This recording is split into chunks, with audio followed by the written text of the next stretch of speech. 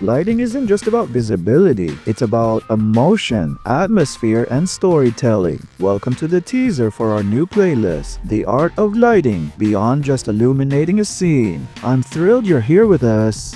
This series dives into advanced lighting techniques for CGI and digital art, taking your Blender projects to new heights. We'll explore styles like rim lighting, Rembrandt, butterfly, and chiaroscuro, and see how volumetrics, gobos, bokeh, and stylized effects can transform your scene's mood and depth. We're in for a long-term journey, with a new session dropping every week. Some techniques will wrap up in one video, others might take two, giving you a structured, in-depth learning path to master professional lighting. Episode 1 is ready for you right after this teaser. We're not just setting up lights and Blender, we're unpacking the emotions and storytelling behind each technique, exploring where they shine, and layering creative effects. Expect plenty of practical examples to guide you, so jump into the first video and let's master the art of lighting together. Create scenes in Blender that don't just look good, but feel unforgettable. See you there.